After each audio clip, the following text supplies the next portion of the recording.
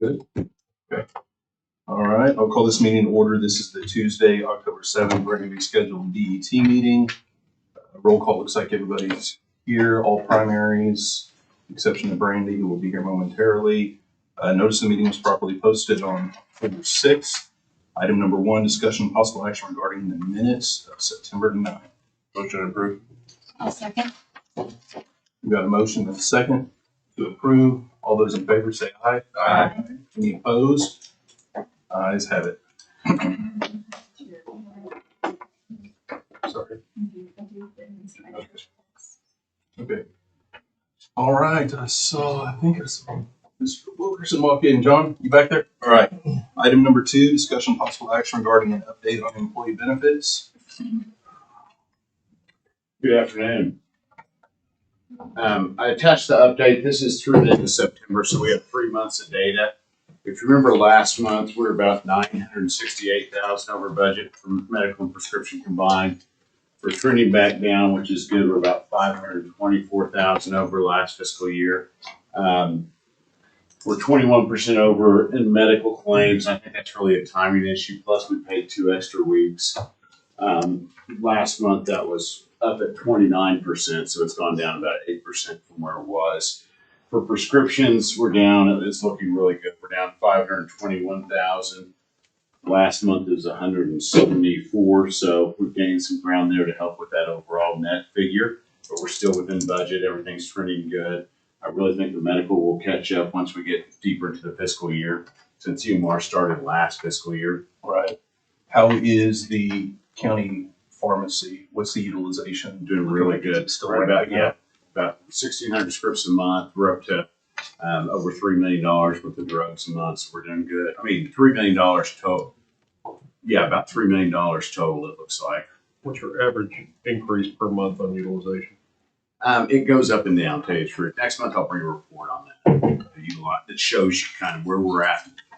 When you said the 3 million, what time period? No, let's take that. I need to run the report. But you're confident in the 1,600 scripts? Oh, yeah, absolutely. Yeah, it seems like We're the biggest. we were around 12, 14 last month or the month before. It goes up and down depending on timing, because sometimes somebody will get a 90-day supply and then like wait another 90 days to get it filled, but we're still seeing ramped up more and more business, which is good. And that's definitely helping stay within budget.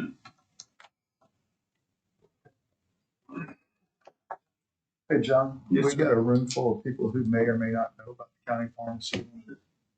Does everybody know about the county pharmacy? Okay, Yeah. good.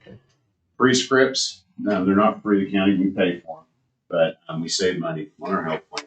There's no big bad insurance company. We're all the insurance company, so it just helps us all save money. Zero. And zero out of pocket, yes. Thanks, Joe. All right, anybody have any other questions, comments? If not, is there a motion to receive the report? Motion received. Second. Got a motion and a second to receive the report. All those in favor say aye. Aye. Any opposed? Ayes have it. All right, item 3, discussion possible action regarding any items currently on the BBT watch list for 25-26. Have none.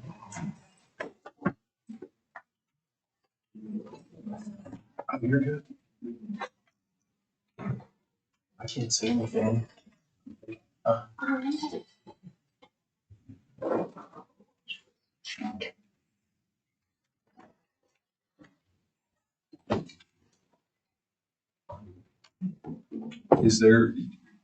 Is Shane Kelly in here? Have we heard anything on CARES audit? Any updates or anything? Not anything, not any changes. Okay. And then Rick, I'm assuming your item, we'll just discuss it under your agenda item. So we don't need to discuss that here. And then we got a criminal justice authority. I'm assuming that's what you guys are here to discuss. Sure, yeah, we'll talk about it. Okay. You ready? Sure. All right. Good afternoon, everyone. In the future, let me just mention, if you want to make a presentation, it'd be helpful to let us know in advance, we can go ahead and get a specific agenda item on. As it relates to the 5 million that we have on the watch list, we can have discussions related to that particular piece, but we're kind of constrained by Open Meetings Act. We have to stick to the agenda, and we didn't know that you guys were wanting to make a presentation. So as it relates to the budget piece and the potential need for additional funding, we can have those discussions. Okay. So first of all, I want to introduce Kim Beaver. She's our newly hired business manager over there. We brought her on board to be able to help in our financial area, to help see out. I know she's kind of been getting an education, baptism by fire, so to speak. So I've asked her to come up here and just go over these 2 slides real quick.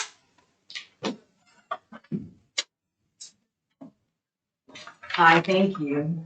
And again, I'm brand new, so I'm speaking only on what you're seeing here. This is the revenue that we have actually received in August was 3.1. Our expenses have been 3.5, so we're at a net loss of 367, which is actually a little bit of an improvement against what was budgeted. We had anticipated that we would be 443,000 in a deficit for August.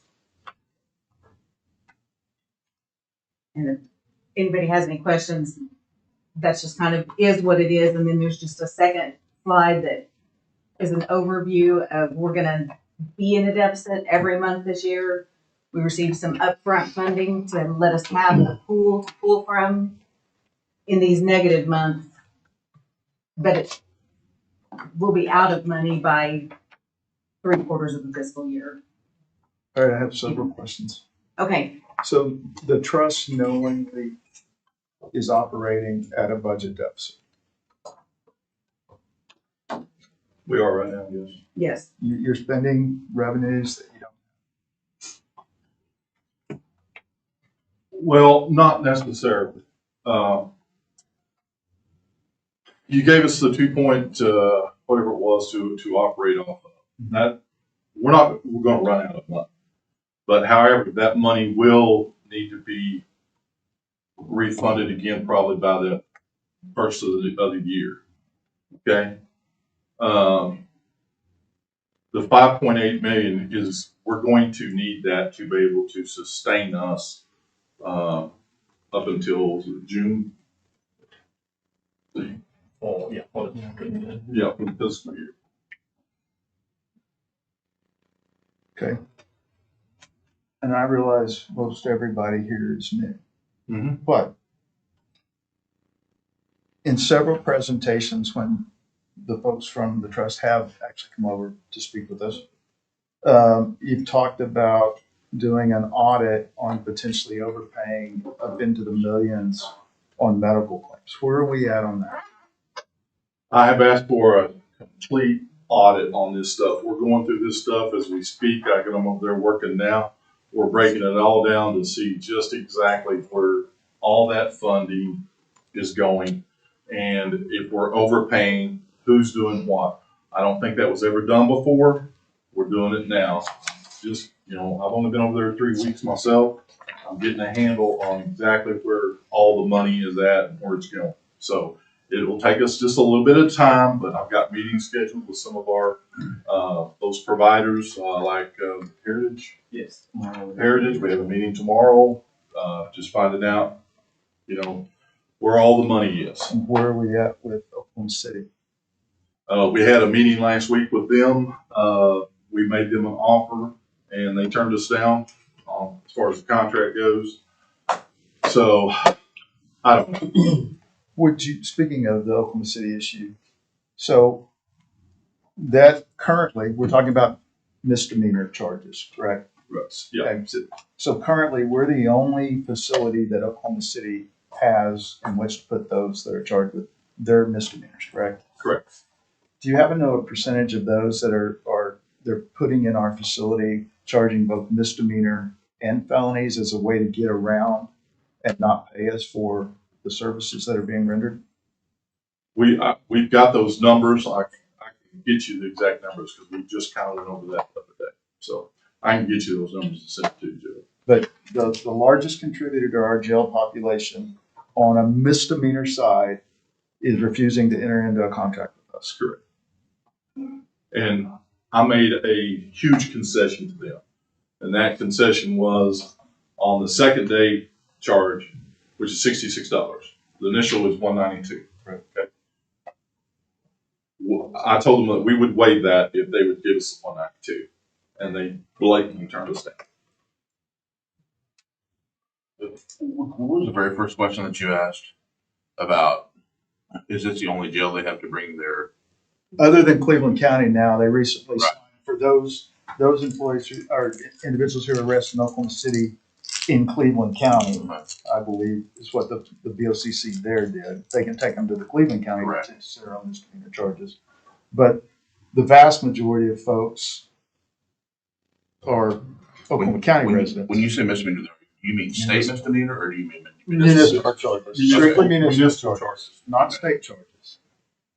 Yeah. But you know, right, they play games with that so that Oh, they yeah. don't have to, you know, because you Yeah. were there. So, okay, I just wanted to clarify that the misdemeanor state charges, we're gonna have to accept those. But in that case, as far as I know, Oklahoma City should be bringing it to one of the 5 counties where the crime was committed. So if they were arrested in Logan County, they would go to Logan if they were arrested based on a state charge only. Logan would be a bit, but, I mean, is that how it's happening that you know of? Well, it's not happening, but that's right, they could. What's not happening? I mean, like if they get Oklahoma City goes into different counties. Correct. County, Pot County. Now, if they arrest them like on a PC charge in another county, yes, they are taken to that county for that PC charge. So when are instances that there's an arrest in another county, but in Oklahoma City city limits that they're being presented to the Oklahoma County Detention Center? Well, I think all municipal All charges, municipal, yeah. all municipal charges come to Oklahoma County that I'm aware of, and I believe Except the Cleveland County ones. right. Which is it's a small percentage south of 89th Street. They're going to. And what I was told by a ranking officer with Oklahoma City, it says if they're in Cleveland County on a municipal charge, but they don't have an address, they're going to come to us. If they're a homeless person in Cleveland County, being arrested in Cleveland County, they're going to come to us. Now, that's what I was told by a ranking officer with City. So I'll go down this line a little bit further if I could. No, I'm not a lawyer, but it's piqued some questions in my mind. Oklahoma City's refusing to pay for the people that they bring to our facility on municipal charges. Current. Correct. I think I heard Logan say that some of those individuals may be from counties outside of Oklahoma County, correct? Correct. You all, the trust, us, because we're the only funding source, are paying for that, Absolutely. correct? So are we using county ad valorem dollars to subsidize holding folks that are not Oklahoma County residents? And is that legally permissible? There's only one attorney at the table. That's why you. I'm not the attorney for this group. No, but you are an attorney. It is a very valid question. What numbers is Oklahoma City pushing back? They started at 140 as an initial. We gave them the administrative order from the judge that shows that it's 192. They just ignore that. I got them up to 166. That's kind of where we're at right now. So And when you say the initials, you mean day one for the HFD and all that stuff? yes, Or, okay. And then what's the daily rate after that? 66. 66. What's it currently at? Do you know? Do you know what the last fiscal year contract was? Well, they didn't pay. They gave us is that the 2.1 last fiscal year, it was 11 per day and 60, 62, 61 for subsequent years. So you said they came up to 160 for the first day. 160 160. with the 66 thereafter. And you, Well, I conceded the 66 for the 192. right. They said 166. And the question that did get answered was, does that include the 66 for the second? Well, that was going to be my question Yes. because that's a better deal for you than the 192 and nothing on the back end, the Absolutely. 166 and the 60, whatever going forward. Yep. So how is the contract worded? So let's say that, I mean, what's the propensity that people get brought in? I mean, they get brought in on state charges, right? Yeah, I mean, it's gonna be the companion okay. charges. So if somebody's brought in on the state charge, we obviously take care of that first. Are they still billed for the first day, or do you mean once they change that, the in custody status from state to city, then the trigger kicks in for the first day? Everybody's at 192 that get booked into the Oklahoma County Jail. Well, but I think what Brandon's getting at is if somebody's brought in by OKCPD and it's on a municipal and a state charge, if they're in on a state charge, we're not, that's not part of the contract with them. We have to take them, right? Correct. The contract is for the municipal. Correct. So my understanding was, and I think this may be where Brandon was going, was that we're kind of on the hook for that cost until the state charge is taken care of. Either DA, doesn't, file or whatever. Once that is taken care of, then they're still in on the municipal. When that day happens, let's say Thursday, they now become municipal because the state charge has gone away for whatever reason.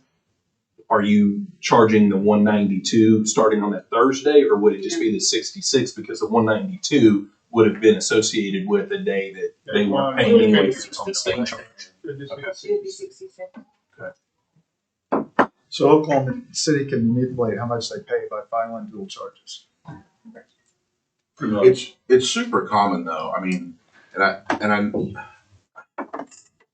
can think of very few instances throughout the course of my years where they arrest on just a municipal charge, unless that's changed. I mean, back in the days when I was over there, I mean, almost always they're citing and releasing municipal charges because frankly, they don't want to mess with it. I mean, has that changed, Well, you think, or? way back in the day, we used to have a ton of city Sure. inmates. We had a pod full of city inmates. And then, yeah, you're right, they went to site. Now what they've been doing is, they arrest now for Oklahoma City municipal bench warrants. And they'll hold them there for 2 or 3 days, sometimes longer. The city judge wants to see them before they are released, only on bench warrants. And sometimes the judge will issue a release after they've seen them. Sometimes they'll say, no, we're gonna hold them in jail until they post bond or until they work out a deal with their attorney.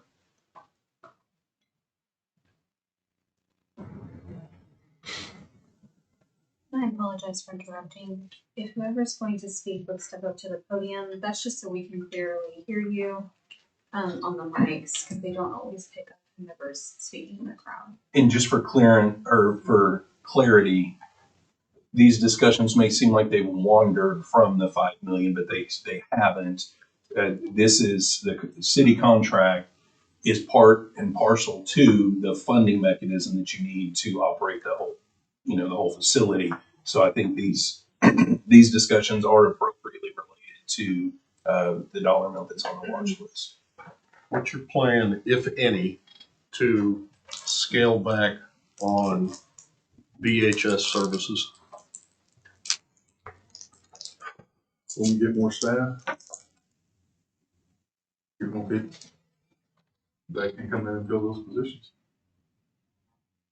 But right now, they're lifesaver for us, VHS is.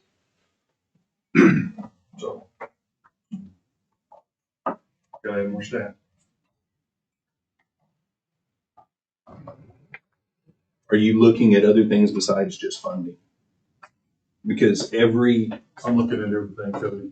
well, that's kind of what I'm interested in, is what are the other solutions? Because you look at any reputable study out there, and they all show money is not the only thing. It's usually not even the primary or secondary driver.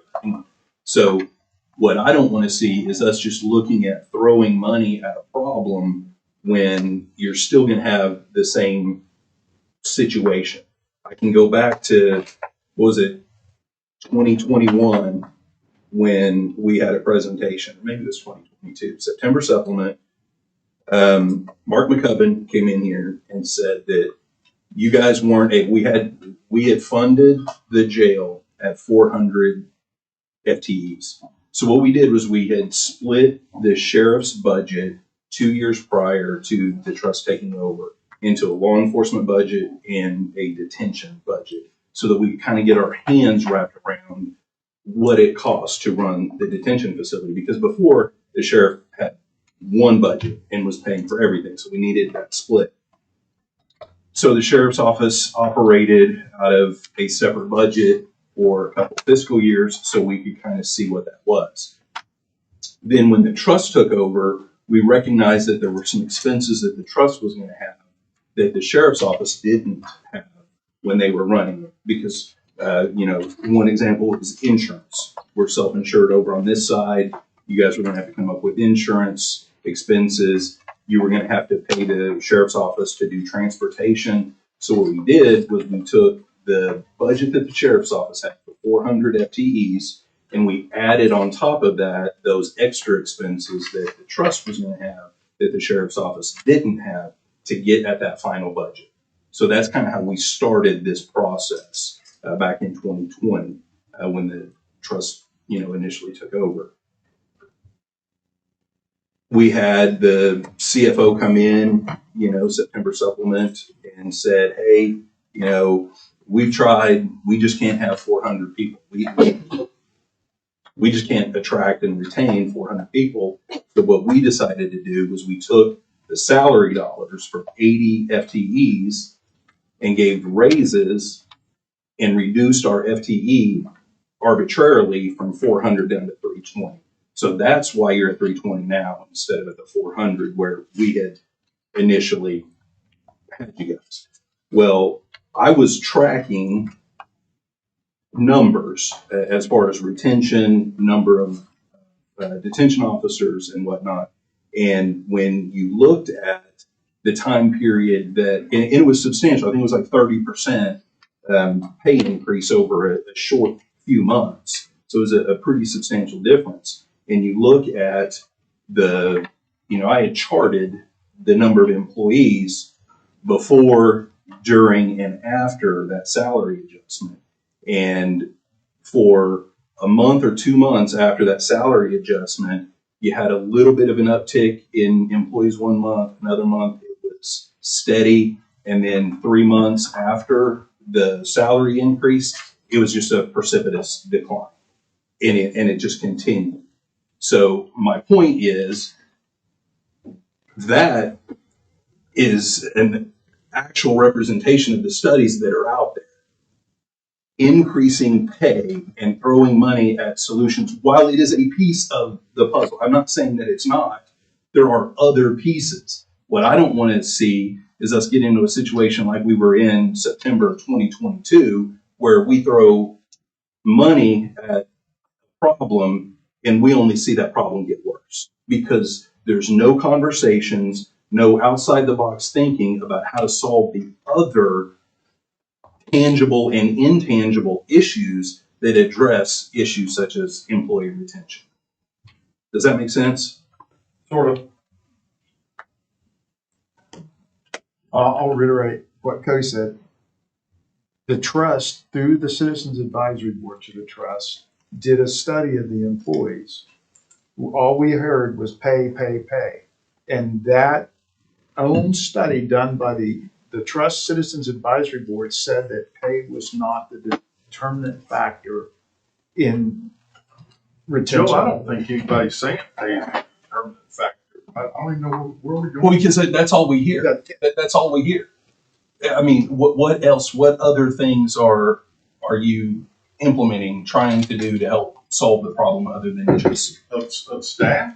Of everything that's going into the 5.8? I mean, Joe had mentioned the offsite medical. I mean, we were told how many months ago I think there it was- April. There was investigations going on and we've not heard anything back about any of those audits. And it was Well- millions of dollars. You will the next BET meeting, I'll assure you of that. Just give me a little bit more time. This is getting broke down to the minute, I guarantee you. But I will say, listen, pay is a big deal. Okay? These men and women right here, they do one of the hardest jobs in the county. We're the largest employer of county employees. But we're the stepchildren too. We understand that. Well, okay, first of all, if we rewind the tape, I never said that pay is not an important piece. Did I say that? You didn't say it. No, but I that's didn't all say we it. talked about. But because that continuously, hold on just a sec. I recognize you're new and I appreciate, and you all that have signed up to do this job, make no mistake. If there's a way that we can help you, we're going to help you. The problem is not yours and it's not yours. The problem is those that have come before you have done a horrible job of being able to explain the financial situation of the trust. I agree. There is no trust in the trust. So when we continuously hear that we need money, we need millions of dollars, and then when it gets to the end of the fiscal year, you have millions of dollars, there's a problem.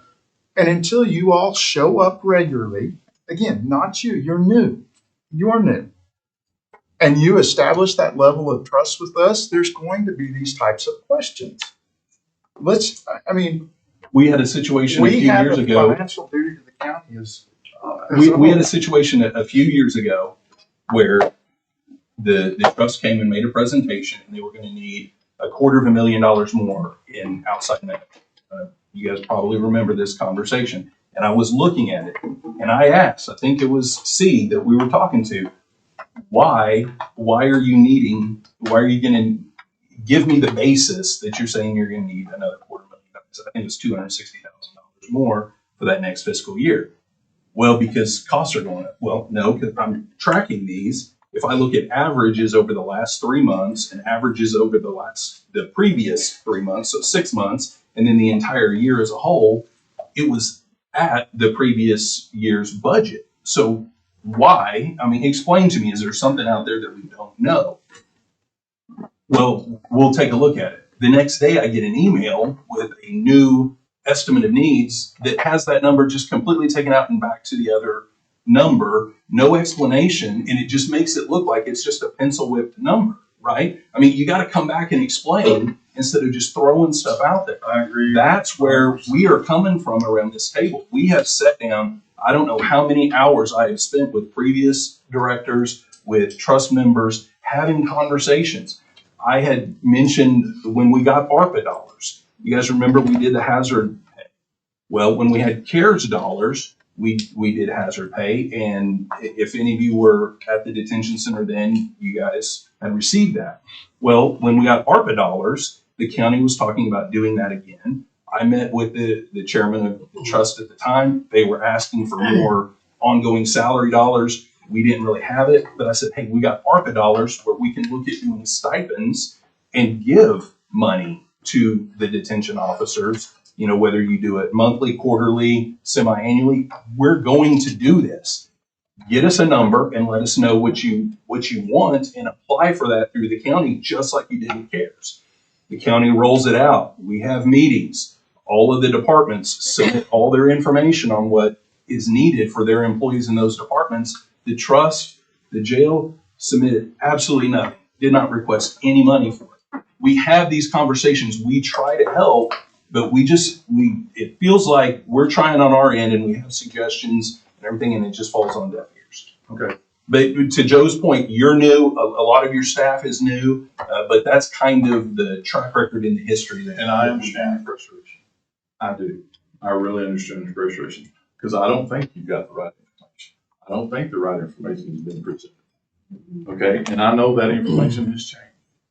The only thing I can tell you is that I've asked, and I have personally gotten with each of the division and unit managers and chiefs and said, I need a full report. I need these numbers broke down. I want to know where the funding's going.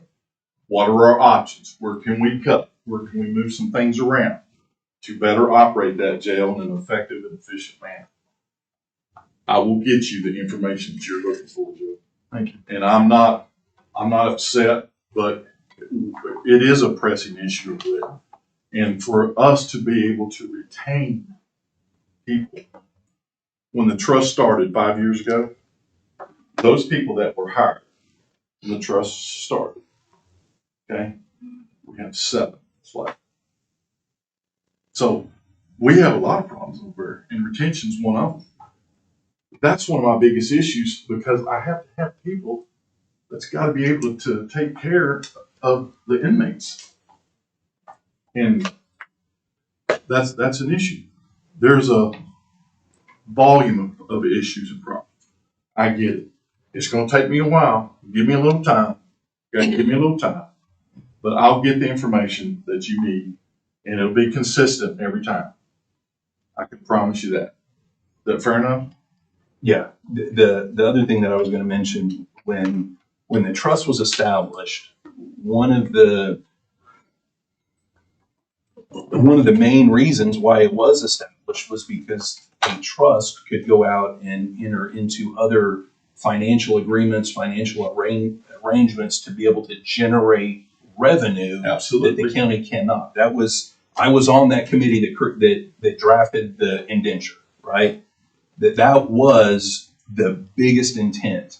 There has been zero discussion about that. Absolutely. When you look at our watch list, we have $1,655,000 available for ongoing expenditures.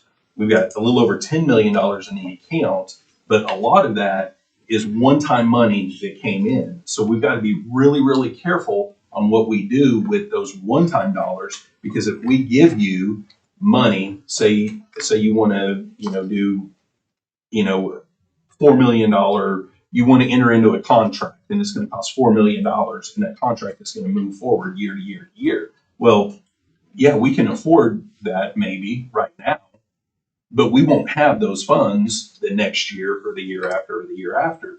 We got $1.65 million that we can anticipate. If we spent that this year, we would be able to spend that the next year and the year after that. So that $5 million, I mean, whether it's Oklahoma City contract, whether it's other revenue streams, boarding contracts, I don't know what those solutions are, but something has to be figured out for us to be able to get to the number that you're needing. I'll be the first one to tell you, the trust board, and I'll say it in front of everybody here, they need some motivation. And I'm gonna give it to them to start doing what they're supposed to be doing. Kind of switching gears if I can. You know what it cost? All expenses in, you may not know, but you know what all expenses in were for last fiscal year? You know how much it cost? See, you know what the total number was? For the total, Yeah, so all your salaries, benefits, all your contracts, 43 or 43. 43. Okay. So I'm trying to back into the numbers here. So if it was 43,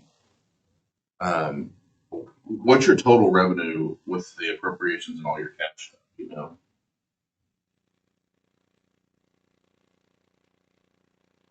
Like, so on this revenue number here, that obviously includes your. Yeah, we'll be close to that number because we ended the year with over 100,000. Okay. Yeah. So Close to that number. where I was headed though is that so your total income was about 39 million last year, but it cost you 43. Is that what you're saying? We had some other revenue, special revenue, and then we had a lot.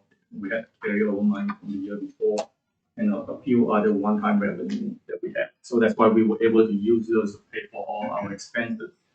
That's why we didn't come to us for the money last year, because we were able to take care of all the bills. Okay, so on this revenue limit, maybe that's too complicated. That's just for the month of August. Right. So, but is it fair to take that number times 12 or no?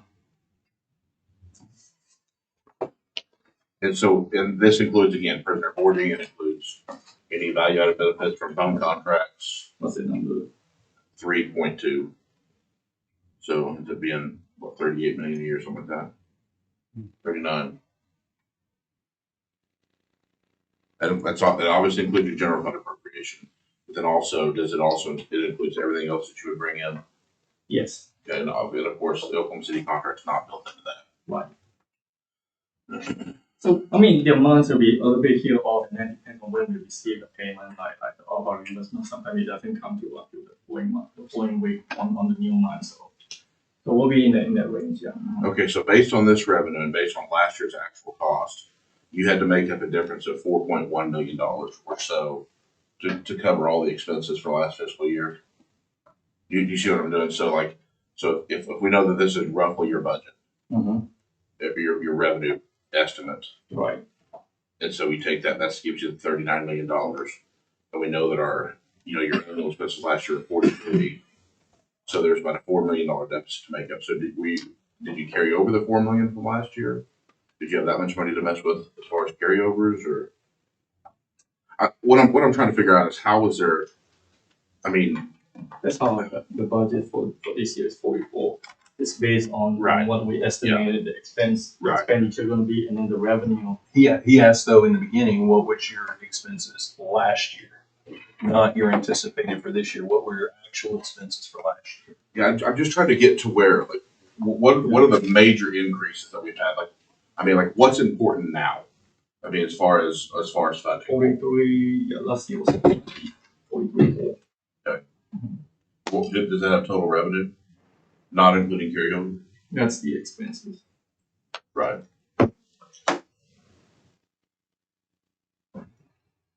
The total revenue is 43. Yep.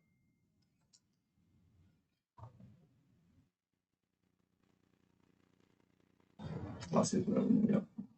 So expenses were 43.4 and revenue was 43? Yeah, because they lapsed 100,000, so they were long on that. That's what I'm trying to figure out where that additional money came in. So we got the 2.2 million we got for Oklahoma City was for the year before they didn't pay, gave us 750. Okay. And then that last year, which wasn't built in the budget, they paid for that. So that was like So that was more 2.2 that was extra that we hadn't anticipated Okay. at that point. So that ate up some of that right there. Okay, and then carry over for the prior year. And some carryover from the prior year. I think it was a couple $1 million or something. I think it may have been. But once again, I'm just good in my head. April, May of that previous year, well, even probably February, March, we're being told, you had told us, we're going to be $2.75 million short. $2.75 million short, and you wind up lapsing like $2.5 million. That's a $5 million swing, and that's where. Well, we were short on that one when we came out to talk about that one because it was like 2.4 million in ARPA funds that were waiting to be approved. And so we kept going back and saying, we're 2.5 million or 3 million if we don't get the ARPA fund. Because remember, it kept going back here, back to the board, back here, because there was, I don't know what it was, some kind of details that had to be worked out. So that's what we were talking about at that point, is that we were trying to get the ARPA funds to pay for it was the HVAC project at the time. And so we were trying to get, not the HVAC. No, because the HVAC you couldn't do yourself because the auditor wouldn't let you guys have the money. The county had to do that. Yeah, there was other ARPA projects we were waiting for the refund back. And that's why we were looking at it going, if we don't get it by the end of the year. That's why we were going to be We were short. going to be short that year, but then we got it in, I think it was either the end of May or the 1st of June is when it was all approved. So that got us. Okay, but when you're saying we're going to be short 2.75 million, which is about what this is, what you're talking about, the ARPA money, but you wind up lapsing. The difference was 5 million. So if that ARPA money that you're talking about, that's 2.4, that takes care of part of it, takes care of half of it. So instead of it being a $2.75 million in the hole, you would have been about break even. Well, unless there was a timing issue with the Oklahoma City stuff. Right, Oklahoma City didn't pay that year until when we got the 500,000 on the very last day of the fiscal year. And I don't know the timing of it. So on the 5.8 million that's on the watch list, does that include this proposal for pay of 3.4 million, or is that over and above? Yeah, that's above. Okay. that's That's the way that I read it, but I wanted to be sure. So if the pay increase were given, that's provided here on the sheet, and then all the additional expenses, it's actually more than 5.85. Yes, sir. By 4 million, 3. Okay. What have you done to get from this point to this point. That's roughly 70,000 in savings. We're making changes. We're cutting in different areas. Can I explain that? Because we try to do the average when we do the monthly expenses. Because some stuff that we don't buy monthly, we buy every few months. Yeah, sure. So it offset each other, and it takes time to do, and just based on 1 month, and then you'll be some off, and then also the revenue that we receive, it will make a difference, depends on when we receive the payment. So if what we bill someone for the previous month, and we do not receive the money until the month after, it will not show, it will show another. I understand from month to month. I'm talking if you had a rolling average based on what you've done to cut expenses. If you had that, would that 5.8 million change? The forecast, it will change, depends on what's going on throughout the year.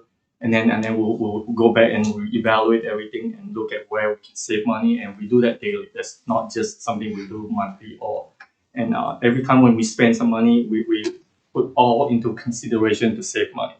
And we know where we are now, and then so when that happens, when we make big changes, it will affect financially. And then that's when we will see, okay, if we're gonna save money here, and then it will show, it will reflect on the actual number. And that's when we will keep everyone updated when changes are made. Outside of salaries and benefits, what's your main cost drivers? What's forcing the number? So if that doesn't include any people at 5.8, where is that number coming from? Is it outside medical? Is food costs going up? The food cost has gone up, and then we have more inmates. But everyone knows that everything costs more, and the food, the inmate supplies, all the clothing, everything. We're gonna have to buy. We had to buy more. Everything. And we try to do different things. We buy like flexi trays to that way we don't use styros.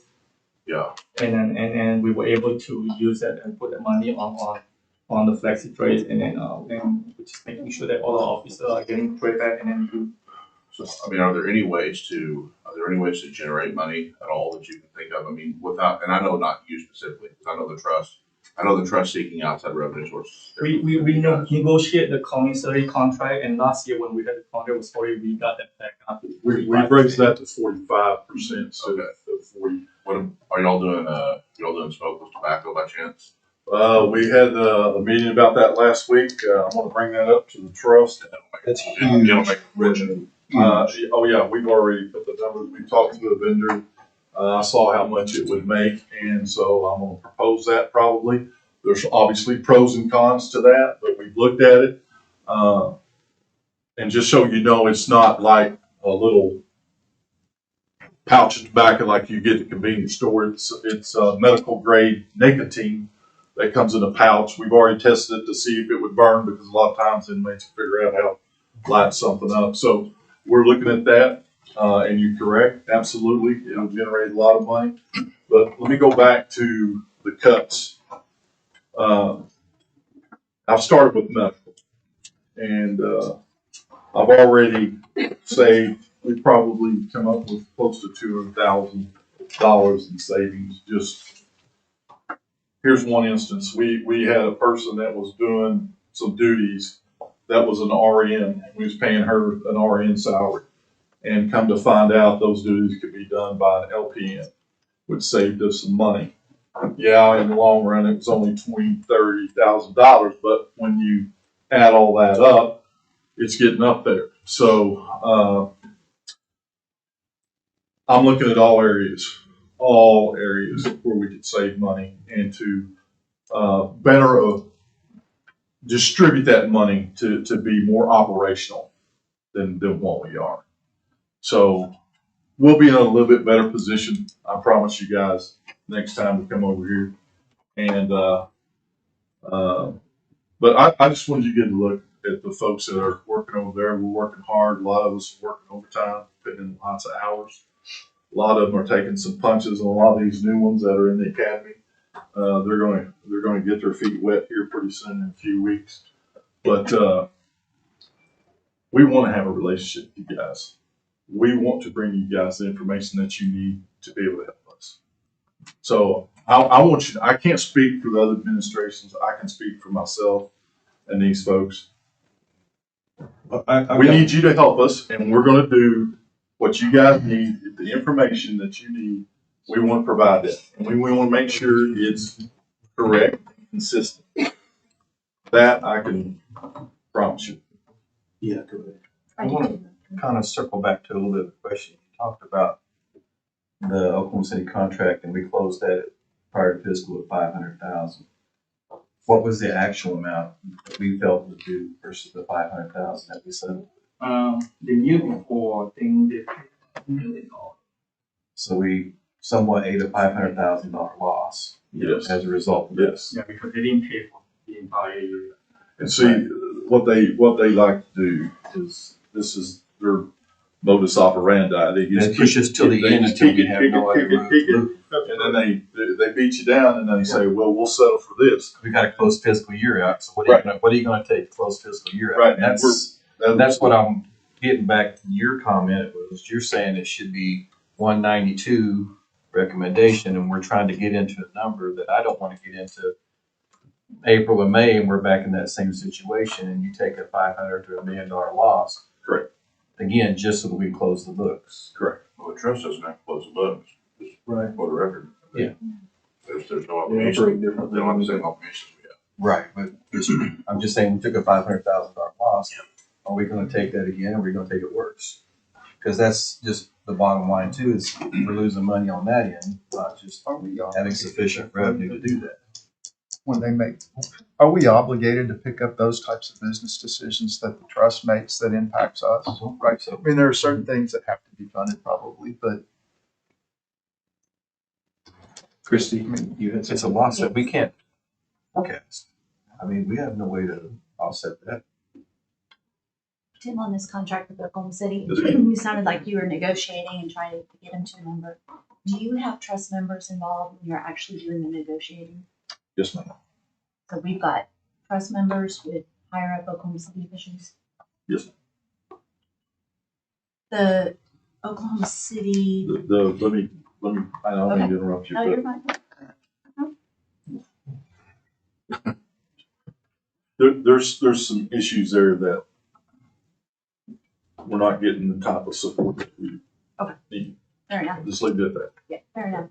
See, on your numbers for the year, and you were estimating the revenue, was there anything put in there for Oklahoma City? Like, did you plug in 500 Yes. again, the amount that you were I expecting? plug in the last contract that they signed, which they paid 1.2 million, so that's what I plugged in. When in March, when we were doing the estimate of needs, so that at that time the contract was still active at the time, you know. So I just use that the most current contract. And then what was your carryover coming into this fiscal year? And then, something like that, yeah. We are, Cody, we are looking at some different ways to help our folks. And I think you talked about this a while ago, just kind of like the stipend and maybe some shift differential, you know, working a night shift and all that stuff. So we're looking at some different ways to try to maybe get them a little bit of money that wouldn't come in the form of a pay raise. can you tell me, what is the number that you're operating off of as your FTE limit? 397. That includes medical though. That was gonna be one of the things. I've got a request and a statement. I'll go ahead and mention the request right now. Medical used to be, all of those individuals were included in a contract. So when you get numbers to me, I don't know about anybody else around here, but when you get numbers to me, I would appreciate it if you broke the employee count out for everybody related to medical that would have been included in the medical contract before, and then everybody else. That way we can compare apples to Yeah, apples. absolutely. Absolutely. So on the detention side, maybe go back to the 320 number, Cody, Brandon, that would have been, that they made the decision to do arbitrarily. That would have been detention staff, right? Correct. Okay. Operating off of that is, where are you at FTE wise? 340. Based on the 320 or the I'm going off the numbers that I know. What are currently with our medical, we have a total. Not counting medical, where are you at for those who can actually work in the facility on the floors? Oh, you talking about detention officers only? Yeah. How many will you have? we've got about, 100 and, Detention staff, so the 320 included things like clerical staff, Thanks, Brian. Oh, okay, pod so you don't- monitors, so- detention officers. okay. Anybody that was as a result of security for the facility booking. I mean, it could be any property. I don't know, I could. DOs you had roughly. Well, the detention officers, 10. detention something officers like were that. like at 100 and, what is it, 110, 120, Logan, total? Yeah, that's ballpark, too. Now, that includes supervisors and everybody. Correct. Yeah. You're at 110 or you at 110 FTEs that are strictly detention? Work, physically, positions, we have that many that are working right How many FTEs? now. Detention That, side do you I have? think it's around, sure, she's not here. what, between 275 to 280 around that right now. Yeah. Of the detention. And so right now you have 110. How many do you have? on the clerical side? Budget had like 91. I don't know. I'll have to get it. I'll find Because out. I know in the past when I've looked at it, those numbers were cattywampus. Where was it that we had visited? And Wichita Falls. yeah, and what was the ratio of clerical to DO there? I think it was like, is it 3-1, 4-1 DO to And clerical? what was ours or what is? It was almost 1-1. I don't know what it is now. It sounds like it's almost the same. So again, going back, so what's the biggest need right now? And I mean, I know that the money can't carry over to the lakefront and all that, but what's the biggest need that you have today? Well, the Yeah, biggest yeah. need, in my opinion, is the health of the inmates in the facility. So medical, I'm I saying- gotta get straight up. Okay. From a money perspective, dollars and cents, what's the need that you got today? Well, for me personally, it's gonna be pay raises for the detention staff. And that's 3.4 million. And the reason why is it goes back to the retention thing. We're continually having to turn right around and run another academy. I mean, we're running people through there like we're D1 cattle, and you just can't get caught up. I think that was kind of similar when the sheriff's office was running. I mean, the turnover that you were talking about before, I think is pretty similar to what. The average stay over there is between 6 months and 1 year. And that's what I was kind of getting at earlier when we looked at the pay increase back in 2021. It didn't have that effect of stabilizing the forces. It didn't. I mean, within 2 months, you saw a slide. I mean, you can go back and look at the numbers. I mean, Yeah, no, I believe you. I just, in the research that I've done and the people I've talked to different places, as far as pay goes, the detention side, it seems to be like 50,000 is kind of the magic number to get people here and keep them. And I know everybody has a copy of this, you can see it. We're right now running, Canadian counties ahead of us. We got local folks, that are ahead of us, in pay, and we've lost, gosh, I don't know how many we've lost to Canadian County, even if you to Cleveland County, because they're paying more. Grady County's paying more. That's just where we're at. So that leads into the statement. I think it's fair and appropriate to mention that Oklahoma County is the only county in the state that does not have a sales tax dedicated to public safety and a jail. Tulsa County, not this fiscal year, Mike may have the numbers for this fiscal year, but I believe starting the previous fiscal year, I told you our ongoing reserve dollars for emergencies this year that we just cannot anticipate an expense. We got $1.6 million. They started last fiscal year at $25 million in reserve. With being funded, their jail was funded way more than ours is. But it's because they have that sales Their tax. sales tax generated 30 million. Yeah, It was total. 36. Yeah, because there's a 2 split tax on it. It was 36 million, which is more than Could you what we imagine? could allow you out of general That's fund. what I'm saying. I'm not a politician. So what we have available to fund We the have jail is So we can is use ad that. valorem tax dollars. Our general fund budget, the overall budget is $138 million this year. Of that, $33 million was dedicated to the jail. That is just shy of 24%. Let me check my math. I think it's about 24%. 24% of the budget, the overall budget, was dedicated to the jail. So you mentioned that you have, more employees in that, and we recognize that. A quarter of that budget, there's 8 other, there's 8 elected official offices represented here. There's county departments and all of that. So you take all of that, and we're funding at 24%. I think that's probably the math. So, I mean, we've carved out a huge chunk, a huge percentage of the ad valorem dollars. We need the simplest solution. I'm not saying it's the simplest thing to get done, but we need a sales tax that supports public safety, the jail here in Oklahoma County. This is the largest county. We have, Joe, remind me, when I started like 13 years ago, we were talking about the number of different counties represented by employees that work for Oklahoma County. And it was like in the 60s. It was huge, huge. I don't live in Oklahoma County. I live in Cleveland County. I benefit from the safety of the Oklahoma County Jail just like a resident that's here, because I'm here more than I am at home, right? I mean, we all are at work more than we are at home. Whenever I stop and, get something at the convenience store or stop at the grocery store on my way home or whatever, I should be paying my fair share of that safety that I'm getting. I should be paying for that in a sales tax. We have so many different people from so many different counties. That's not even counting Thunder games where, people are coming in from all over.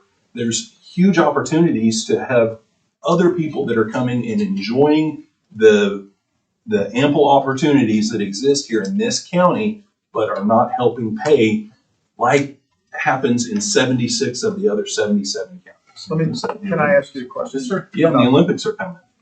About the trust. To my knowledge, I don't believe that the trust has formally requested Oklahoma County to do a sales tax initiative. Is that your knowledge as well? I don't think so. So As far as I know, Joe, I know Pastor Scobie has mentioned it quite often. right. Yeah. But as a board who's in charge of running that facility, who has potential personal liability for running that facility, they have not requested the Board of County Commissioners in Oklahoma County to run a sales tax initiative to try to help them, right? I'll bring that up to them. I would appreciate it. You said you were going to have some discussions. I absolutely. I've been spending a lot of time reading the trust charter thing and learning a lot. There's ample. There's plenty of work to go around for everybody to pick their game up. I would suggest, and this is something I think we've talked about around this table. I know Cody and I, when we worked in District 1 together with multiple administrators, have encouraged the trust to adopt budget procedures similar to Oklahoma County. Right now, they don't do a whole lot. I mean, as far as I know, the trust has never formally blessed the budget ask for that facility down the street. They leave it up to you guys to come over here and get shot at. That's right. I'm gonna start wearing a bulletproof vest in some of these meetings I go to.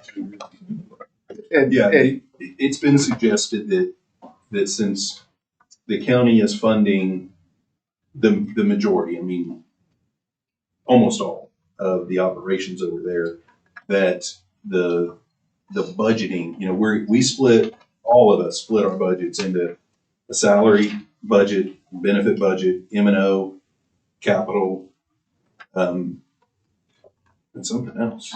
travel. And we have to stay within those parameters. And if we need to change, let's say we need more salary dollars, or we need more M&O because we have a contract that we didn't anticipate, we have to go to the budget board and say, hey, we need to move money from our capital account up to our M&O account or up to our salary account or vice versa, right?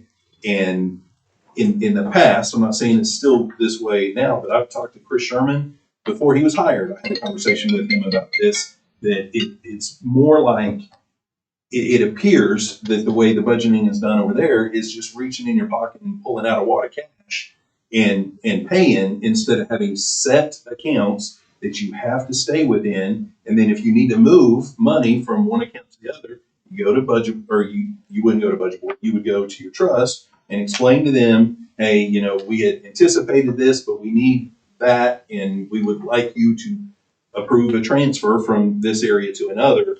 That way it's more accounted for. Just a suggestion. And it would help us and help you.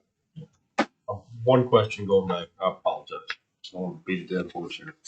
I'm just trying to get some numbers straight in my head. Okay.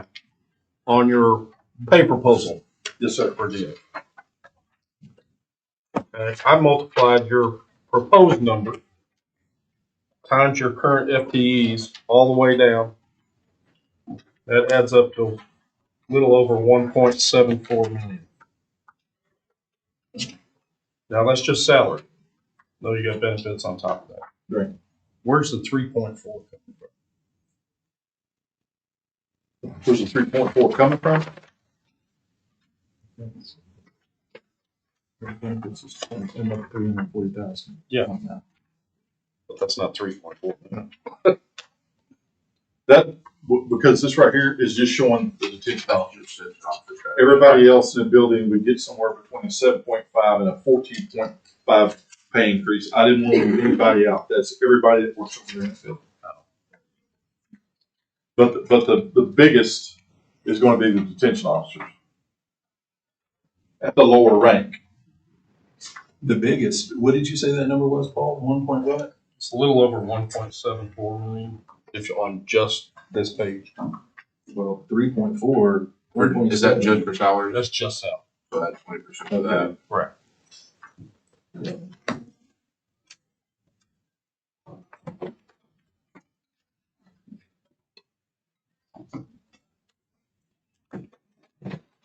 Yeah, that included the 3.4 will include everybody over there. Hey, before I forget, we've got this packet here talking about it. So without objection, the chair will request the clerk to make this document part of the record. That objection shall be done. Any more questions around? Again, ladies and gentlemen, I don't want to use this so there's a new sheriff in town, and I'm going to try and do the right thing. And I'm going to try to do what's best for my people and to get it in a little bit better shape financially and operationally as I can do, as I know how. We want to work with you guys. We're going to come back the next meeting, and the only thing that I would ask is if you can anticipate anything that you want from us, please let us know. So I want to make sure that we have that to you, because I do not like standing up here and saying I don't know. Okay, we'll get it. We'll get it for you. So again, we appreciate your time, and we look forward to working with all of you. Thank you for coming. We appreciate you. And if you don't mind, I'm going to dismiss, let all these folks get out of here, get back to class. So thank you all. Appreciate it. When you come back to the next meeting, one thing I would like to see is the whole full budget. Okay. Absolutely. Yes. Please be sure and break out the employees. Yeah, and the medical. This one. Okay. Anything else? All right. Y'all have a good day. Thank you. Good luck, y'all. Welcome. Yeah.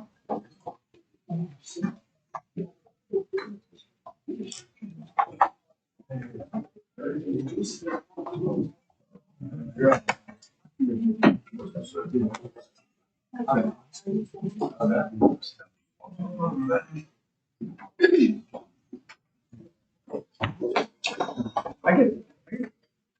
Yes.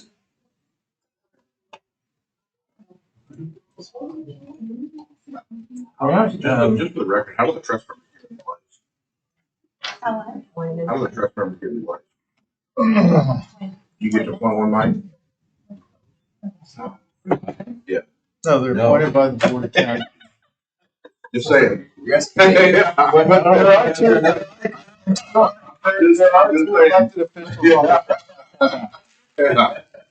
point out.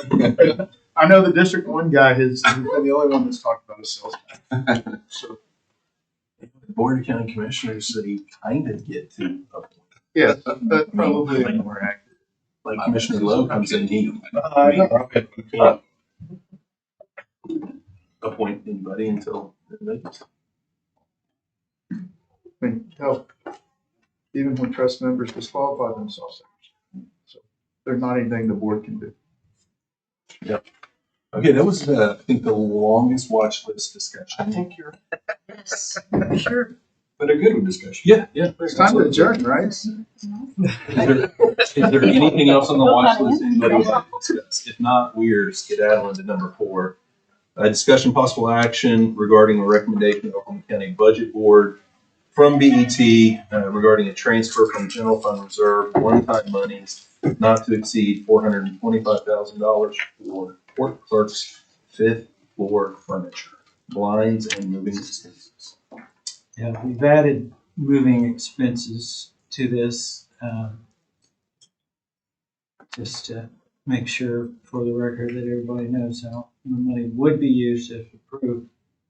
We've run out of any opportunity for ARPA funds that's been kind of ruled out that we could use any type of ARPA money for that. So You we, have actual estimates or quotes of all 3 of those categories, though, that we could see? we're working on moving expenses. We're working on carving down furniture prices and stuff.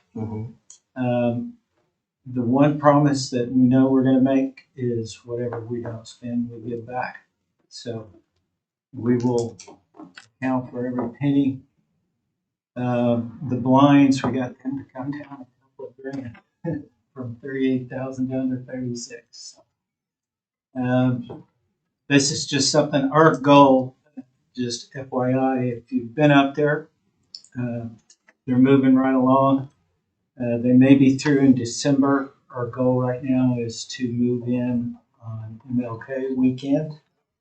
That's a 3-day weekend. That's when movers will take those files from the 4th floor and move them up to 5. So we have that, and getting the furniture in there just as a matter of making sure you all know, if you've heard it once, you've heard it 10 times, those desks don't fit that we currently have in that space. And you've got the layout that you've got, though, where that's the issue. Yep. You obviously need new furniture to fit in those spaces. Right. Are there still spaces, for example, just somebody who has an office, Right. where current furniture could be used up there? That's a decision that Mr. Warren will weigh heavily, that could potentially be costing. He hasn't made that decision yet, because if this isn't approved, then we have other decisions we have to make. So Rick, you said how much were the blinds? they went from 38 and change down to 36 and change. But this furniture takes 6 to 8 weeks to deliver. They'll hold it off site somewhere until we're ready to move in. And so that weekend of MLK, if everything goes as planned, that seems to be the target date for us. So you anticipate, all it asks for a quote, so do you anticipate that number coming low? The only reason I ask is, like, for example, our full furniture project for our new build is about $260. Yeah. And that's, 2 floors of a whole building and That's, about 85 staff. yeah, depending on how Mr. Warren wants the office. Like I said, the moving expenses, we don't know. When we moved, you all remember the move from out of ICD over to our warehouse? Anybody remember that? That was like 85. Now that's totally different. Yeah. A lot more files than what we have in our office. is. And we're only talking about moving through an elevator up to the top. So we believe that number will come way, way lower than that. Well, Much. because whoever you get the furniture from, I'm sure will move the furniture in. Get off the building. Yeah. So what was the 425? I'm trying to figure out where Our initial what the quote 425 on- was based on. Yeah, the initial quote on furniture was Jennifer here? There, 378 or something? It was high, yeah, it was about 375. It was about 375. Then the blinds were at 38. We hadn't discussed moving expenses. This is the first time we mentioned the moving expenses. We have ACE, they're on the state contract. ACE Movers or whatever the name of that company is. So this is the first time we're mentioning moving. Moving could be 25, 30 grand. It's not gonna be 85. So was the 375, 378, whatever you had for furniture, was that for estimating total replacement? Not of everything, no, I think that excluded Mr. Warren's office. I think it excluded a couple of other offices as well. Yeah. Like personal offices. And if you've been up there, our frontline employees that are the clerks that take the paperwork, those desks are being built in, right? Right, Correct. So it's the people behind them. Right. And stuff that we need to store files. Some of those Frontline, those are files just up chairs. there are drilled into the fourth floor. We can't move those things that hold our files. Some of it's that. So last time we had this conversation, Bill White was on the phone and he had mentioned a little bit of a longer timeline in MLK weekend. Has that been adjusted back? We meet every 2 weeks with the builder. I think it's Cobble or Cadell? Cadell. And they're moving along. We've got the mill workers up there A lot now. faster than I thought they were. Yep. Okay. Yeah. And Bill had also mentioned that there was I can't remember the exact dollar amount. I didn't bring my notes, but it was a pretty substantial amount that was still available in contingency / change order money. And I'd asked if they were past the point that there would be unforeseen things. And he had indicated yes, that it would just be if you guys wanted to, you made, discretionary changes to the stuff. He had indicated that there was going to be money left in that contract. Is that 71,000 is its latest estimate. Those are on the ARPA side of things though? Yes. Which is ineligible. We can't use ARPA. That's been exhausted. So is the furniture just furniture or is it, I know what you guys, Desk, you've chair. never had like a nice break room at all, of anything. Is there anything going for appliances? Anything of that nature? Some of that money going for that as well? Like so? so? Is that part of the building? No appliances on the estimate on that estimate that I just, covered I think for furniture. So it's not for furniture for your people that work on the front line. It's the desks behind. them. That's where I'm. So there's desks behind them. That's where the desk, our desk. How long do you think it would take, to Paul's point, to get the quote, the accurate quote that has the actual dollar amount? I would have to sit down with Mr. Warren and have him decide on that. And that's what our deal is. The reason why I put this on the agenda is so we can get the ball moving. And we have budget board next week, so we can go ahead and order the furniture if budget board were to approve, if this group makes a recommendation. But you're not gonna be able to do that without a quote from them for numbers, right? Somebody got a quote, right? It's a working quote. Oh, okay. I mean, it's, Yeah, I mean, it's moving. they were looking at fabric, wheels on certain chairs and stuff Yeah, like it's that. probably one of my stuff on that. Yeah, and the colors. So we're trying to Seriously, so carve it down, but that's, our promise is will give back. We will do everything in our power. Like I said, if you know me, you would, I don't like spending money. Well, what I was getting at though is Paul was asking about a quote. If we were to wait to get the quote, you said 4 to 8 weeks or 6 to 8 weeks, right? So we need to be ordered by beginning of December. So if we address this at the November budget board meeting or a special meeting ahead of that, once we have the quote that Paul was referencing, would that not be able to hit your timeline? Well, 6 to 8 weeks in my mind is if you wait till December 1st, it's February. That would delay the potential. So, The last report we got from Bill was January completion. Do you know when in January though? Like, you know, No. like January 1 or January 3rd? but like I said, we meet with the builder every 2 weeks, and I believe some people from the commissioner's office sometimes sit in on those meetings. Cadell. I don't know why I keep thinking of Carolyn Cadell. Cadell has said they think they'll be done in December, as of our meeting with them last week, Thursday. So So you're thinking the end of December? that they'll be done.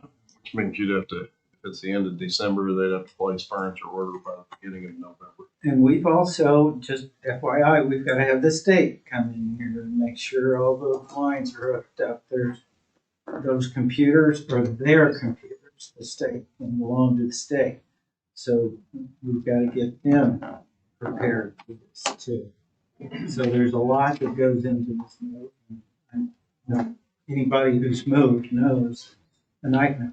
Well, then that's what I'm trying to get, just the timeline. So if the construction's done, let's say end of the year, end of the current year, and then you're getting blinds, computers, everything done before you can actually move. Right. Correct? Correct. Do you have any idea of the timeline on that? What blinds, computers, that time frame would be? I would hope it'd be done in just a couple of days.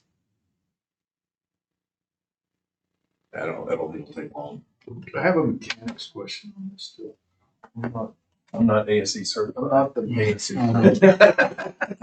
Watching the water boy, you know, the guy goes to try to convince him to play, and he says, "I'm a smart man." Well, we're talking a capital purchase here, correct? Which could be done from our capital account. Correct. Which means we could just leave the money in a line item in a capital account and pay for it out of it, rather than putting it into a budget. I know exactly what the capital account. Well, we've done that before.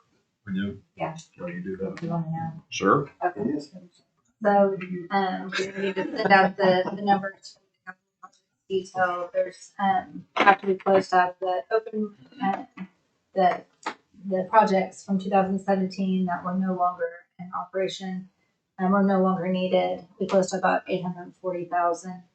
But then once we reallocated the funds that were unallocated, that still needed to be put in line items such as the 300 insurance deductible and the 50,000 for the carbon annex, and then cleaned up the entire report. The remaining unallocated funds is $506,779.25, and that does still leave the 300,000 for capital projects that's needed.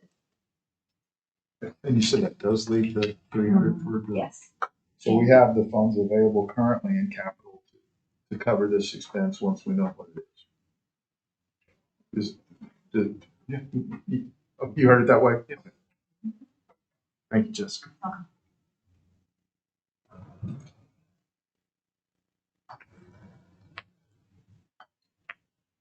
Are you okay with something of that?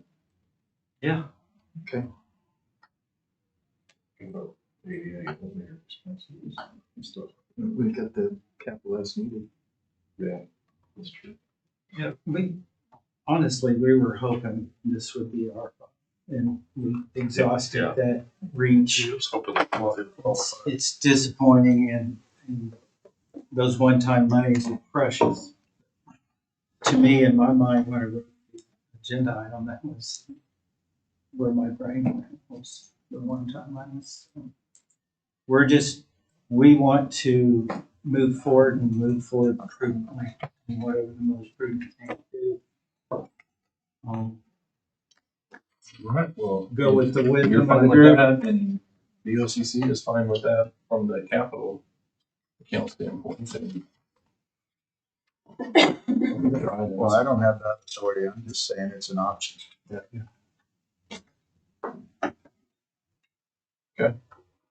So the way the agenda item's worded, I can't. Well, can we open back up the watch list? Can we go back up to number 3 and discuss it? Sure.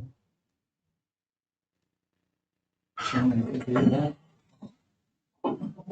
To discuss funding it out of capital. I second Brandy's. Yeah, I mean, we just normally don't deal with the capital, but yeah, we can do that. So we got a motion and a second to reopen item 3. All those in favor say aye. Aye. Any opposed? Okay, item 3 is open. So, given that the money's already available in capital, it'd be a capital expense. It seems like that might be the easiest way, once we lock down what the true costs are. Well, then we pay out what the true costs are. Well, No. I mean, You need to what's a probably put want, some in what's the a line need, item. right? Okay. I thought I heard there was some of that discussion still ongoing. Is that fair to say? So there needs to be a separate line item in the capital specifically for this. I think that would be correct. Okay. Yeah. We don't have a hard number on moving expenses, and like I said, we were looking at colors and fabrics and stuff this week. We haven't nailed down. Yeah, but beyond that, I did think I heard that you all were still looking at whether there was some furnishings that you were gonna be able to take with Correct. you that would further impact the amount. Correct. So would it be an item not exceeding 425? Is that what we would be looking at?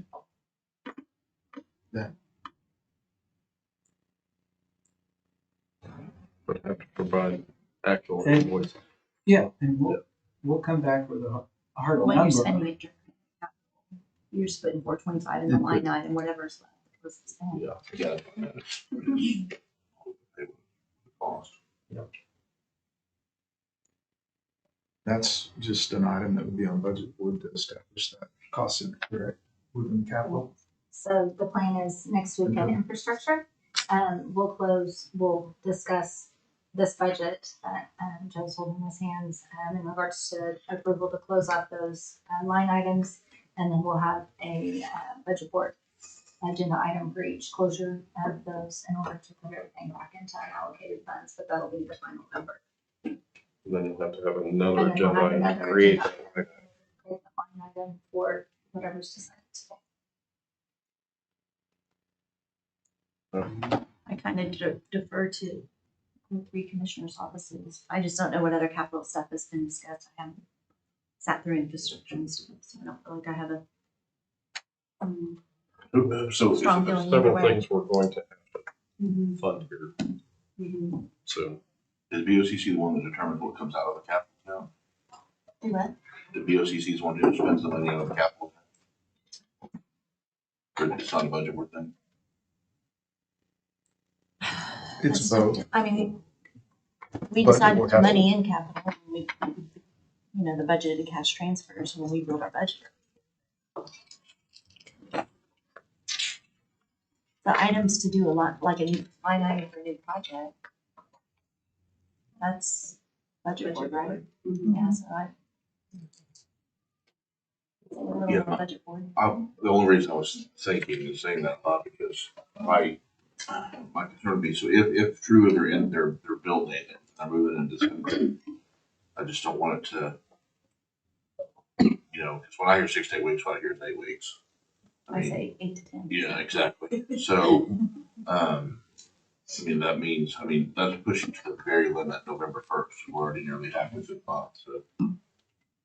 I don't know how we Sorry. guarantee a resolution on this one way or the other. It sounds like either move would be on the regular budget. Okay. Right. Just need to decide to move. So it's not really, Okay. I go in the capital, I don't think. Well, I just didn't know, but if BOTC has to that level later, point to make that approved. I just wasn't sure about all the timelines and stuff associated with it. Because it sounds like we gotta get maybe infrastructure to approve a piece of it, and then the budget board to approve a piece of it. And then, I don't know. Well, and it's already slated to be on infrastructure next week, leading up to budget board. So there's time to still make both of those in the regular meetings. Okay.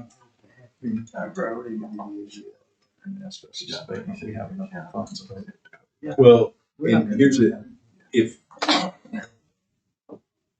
to Paul's point about elevators and other expenses, if this group was inclined to use 425 out of one-time monies, if we had to fund this, if instead we're gonna use capital account and then we have something else come up, we can always use the 425 out of the one-time monies at that point, so to fund whatever other thing comes up.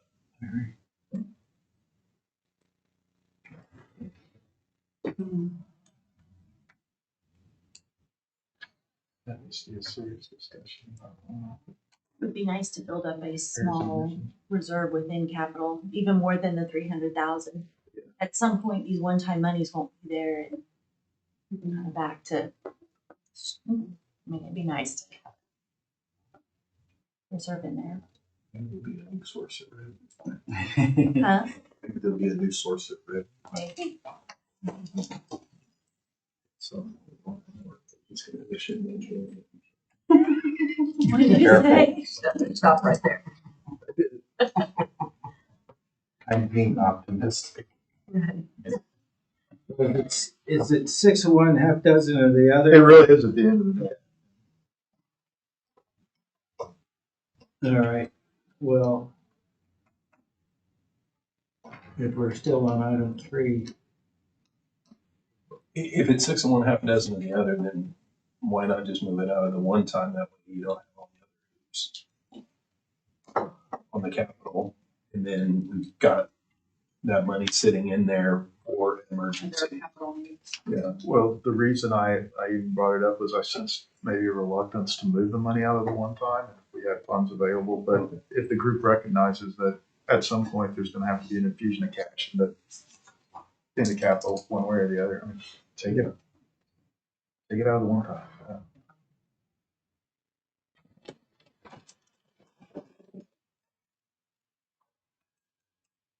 All right, somebody either make a motion here on 3 to do it out of capital from the watch list, or if you want to do it out of reserve dollars, the one-time monies, then we can move back.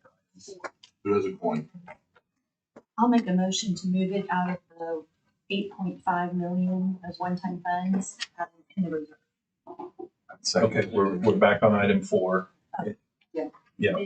So we got a motion. We got a motion and a second to recommend transfer $425,000 from one-time reserve dollars to the court clerk's capital budget for. Any I'll other repeat my discussion? motion. Huh? I'll repeat my motion. Okay. I say we make a recommendation to fund it out of our general fund reserve one-time monies. Okay. I still second. Okay. Any other discussion? Not all those in favor say aye. Aye. Any opposed? Ayes have it. All right, item 5, discussion possible action regarding identifying operational costs, determining a potential funding source, and adding the behavioral care center to the watch list. So I asked Ashley to come give us an update on the behavioral health care as far as this part is just on our, like, the operational of what it's gonna look like when the behavioral health care gets built and, you know, where those dollars are gonna come from. And they just started a bid process, so I'll let Ashley explain where all that's at. So we opened responses on October 1st. We got 3 responses back. Those are currently being reviewed and evaluated and summarized with our office. Jessica's working on the evaluation committee to put in place. And from that point, we'll go to the interview stages with the 3 firms that responded. And I think the last update that I know of as far as award and selection is the intent is to have that done by the beginning of the year. What was the bid put up for? It is the operator for the behavioral care center.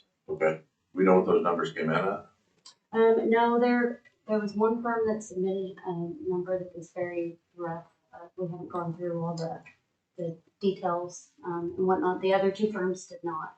So there's not really a set dollar amount that could be given right now. So, I mean, do we have any idea at all what that will cost? I think that all depends on the interview process and contract negotiations. Are we gonna, This is going to be an we're addition. awarding something without knowing the amount? That's what I'm saying. You would have to negotiate a contract.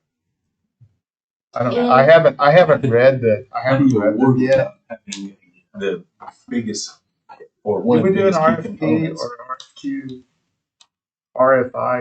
Which of the fancy terms do we do again? The riffs, which riff is it? Riffy? Let me ask this question. Would this be under the jail trust?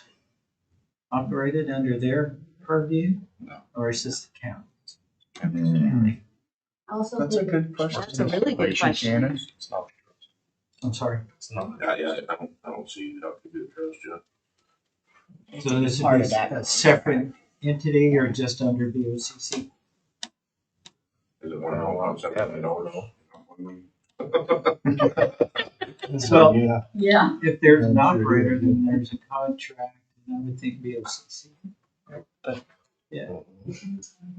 And they have to have so many personnel per inmate. Yeah, do we know how many employees, like in the RFP, does it include how many employees were requested? It was just, no, it includes the bed count. And just to clarify, the reason for doing it this way at this time was the selected operator is going to have to work with the construction manager to build some aspects of this behavioral care facility. okay. Why? That's a, Because wouldn't the architect kind of design it? Because the problem is if you have somebody come in and they design it to their specs, that's great. But I mean, at some point, there's a pretty decent chance that the operator is going to change. So that was discussed the beginning portion of this with the engineering department and with the county manager. There were several different reasons for that came from the construction manager that's on that project and the engineer. I think that's highly specific medical requirements, not necessarily requirements, but the items that they would like to have input on before proceeding with that. yeah, but wouldn't you just get like a consultant that deals in that kind of work instead of who your operator's going to be? I mean, And this revenue is new revenue. It's not something we're taking revenues from someplace else and using it. What do you, so, read it again? That any money, any funding would not be, had to be additional funding. There's no funding source now for that, right? Correct. So if it's 20 million, then we're need 20 million more than what we have now. I think very, very, very gross estimation was the fact they based it on other similar size behavioral health, like Nashville or whatever. And it was estimated back when this whole idea was started that it was going to be somewhere between 5 and 10 million. But that's a wild ass guess. So How many years ago was that? I think that was up to since last year. 68, we got cost escalation. And this is, But you're also going to have a portion, I don't know how much because I'm not a Medicare Medicaid person, but a portion of that would also be paid. So one of the Medicare, reasons, Medicaid. maybe, this thing is, but it all had to be front funded. maybe not. But Maybe not. One of the reasons that we do need to go through this process is though to address what Paul just talked about is seeing what types of proposals these potential operators can present us with trying to capture those outside revenue sources that was envisioned to help offset the. So maybe this was an RFI. I don't know, Cody, it's an RF something. Is it 60 beds? It was an RFP. It's 60 Yeah. beds. 60 beds. 60 beds. Right now it's contemplated to be 40 available for males and 20 available for females. At least that's what I heard. And you have to have so many staff per patient.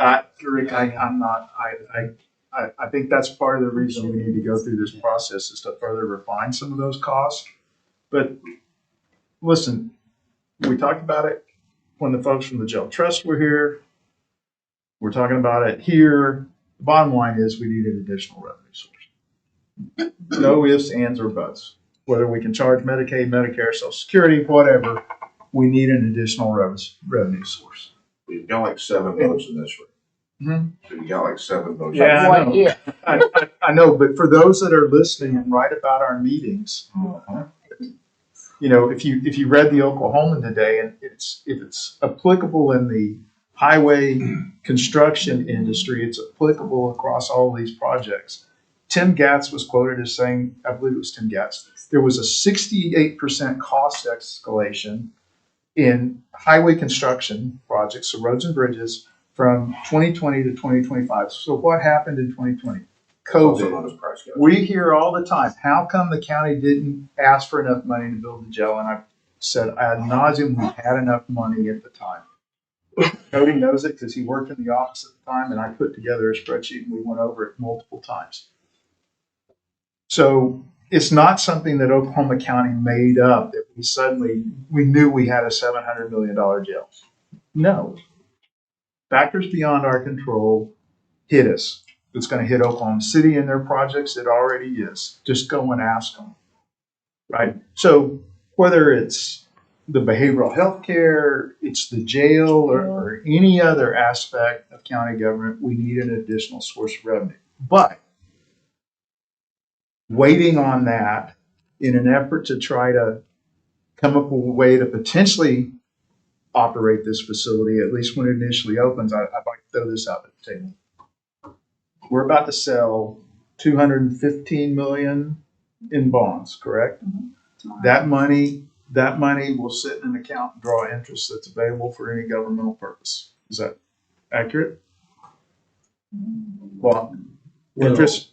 I'm not sure. Usually Are bond you guys doing interest stays. tax? Are they tax? Huh? Are they taxable or Non-taxable. non-tax? Then you're going to be limited on the. So then percentage that I you would can suggest that we would ask the bond council if the interest off of that could go and be set aside to help offset the operating costs of this facility until we get a sales tax.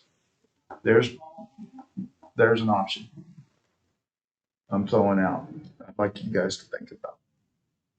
It's almost like creating a revenue anticipation bond or something And, in a weird way. and then In a we, weird way. Yeah. Yep. You're right. So Do you think that 68% number is accurate? And the reason I asked is because we went out for a $260 million bond, and I read it on the yeah, internet. 68%. Well, Abe Lincoln says everything that's true. So GATS, maybe it wasn't GATS, maybe it was FHWA that referenced the 68%, but GATS talked about usually construction cost escalation was 1% to 3% per year. They had seen it as high as 16% per year. So you look at that over a 5-year window, I think it's probably pretty close. I mean, in fairness to the item, do we know when this place is going to be done? When do we have a key in hand? December 31 of 26, it has to be done. And that's the shoot date. I mean, we're shooting for the very last day possible. Well, Maybe. that's the federal government deadline on expenditure of funds. So But this isn't an Because of expense the for this year. I mean, I don't think, it just my personal opinion, and I talked to Carrie about this, I don't think this is a watch list item for 2 reasons. First of all, we don't know what the dollar amount is. But even more important, it's not something that's going to be an expense this year, right? And the watch list is just a document that as we have money in our oh no fund, the reserve, for expenses that we didn't anticipate, we just have that list so that as we move through the fiscal year, we can reference that to the 1.65 that we have right now. We can reference that based on when Rick asks for $425,000 for furniture. And we can say, well, we got 1.65. What else is on the list that we may need? Well, we got some really big things here. We may have to wait on this and maybe give it to them later once we know if these are going to have to be funded. And this is something that's next fiscal year at the earliest. I don't think it is next fiscal year. Right, And the reason I but said is because, I mean, if we don't have the if money we to award- pay this I right. said, if we award this group right here money, they're not working for free. So there's the total operator, right, that's what we ran up to RFP for, but, my understanding is the intent is to award this, get this in place, so that this piece of the behavioral care center can be in place before So January is this 1. group working for free with the contractor? No. Well, what I would, We do have operational costs. but what I would assume on this is an ARPA project. If you've got a Part of the company construction. coming in, that would be part of the construction determination. I would bet you any amount of money that's not coming from the ARPA money. Well, no, but there's ARPA money that could be utilized to take care of this. What was that statement you just made a second ago? As far as working with them to determine what equipment is needed, blah, blah, blah, not operationally after June 1st, 2027. I want to be clear. I think we need to have the discussion to know what expenses are going to be out there and how to pay for them. I'm just I took this agenda item from talking to Carrie to mean the dollar amounts that are going to need to be there to operate the facility. We're not operating the facility until the next fiscal year. Brandon, if there are expenses for a contractor to come in and help design the project, that's not part of the operational expenses. Those are upfront construction expenses that are going to have to be paid for, but that's different than what was being talked about here for the operational costs. I think maybe, just having, it needs to be on our watch, maybe not listed with a dollar amount, but it needs to be on our radar, on our watch list. Maybe even like a reoccurring item, like the detention center or something, just so that we are making sure we're aware of Well, my whatever concern costs is- may be coming. If it doesn't come to the group, regardless whether the agenda language is correct or not, my worry is that we're gonna be bound to do something. We're gonna have to find the money somehow. I feel like we certainly should be talking about it sooner than later, because it sounds like that's gonna be, so when will that award by the end of the year? There's not really a set date, it's dependent upon the department which so far has been with engineering. Okay. But the Engineers, intent would be designers, to award it by the beginning of the year. Okay. I was thinking they're building now, so I'd imagine they want to get that person out there. Well, they're not gonna want the delays of waiting on, then you're just gonna delay the construction. Who's gonna do their estimate of needs for next fiscal year? I'll get you, but Jessica. I'm sorry. I Poor didn't mean to ask Jessica. that question. Yeah. But if they're gonna be part of the budget next year, they're gonna have to turn in an estimate of needs, correct? For next year, Right, for next but year. not this year, Right. which is what our watch list is tracking. I think Gotcha. a recurring agenda item for us to have on here to discuss, I think is absolutely more than appropriate. I just don't think it's something that goes on the watch list. Because the watch list isn't into future fiscal years. It is a watch list for items that we are concerned about having to fund this fiscal year. And if we're talking about consulting fees for the behavioral care, maybe that needs to go in there, but the operational costs of operating the facility, that's not this fiscal year. Well, and by next, if we have it reoccurring and put it back on for our next BET, then the evaluation team may have some more information as far as this RFP that went out. We might find $15 million. We didn't know that. How long does it take for ARPA money to be approved? So if this is approved at year end and we gotta start paying these people on January 1, how long does the process take for ARPA to be approved for the BOCC? If we're gonna use ARPA money to pay for this person. Pay for the this consultant? Yeah, this, I guess. Or whatever they can. I think that's built into the whole construction cost. You're saying that That's already been approved. the money for I mean, this new RFP. if you're gonna operate a facility and the construction guy says, hey, I need your input, but I need your input to finish the project. Yeah. I think they're gonna charge a whole lot to say, yeah, this is what I need. If you're gonna build it.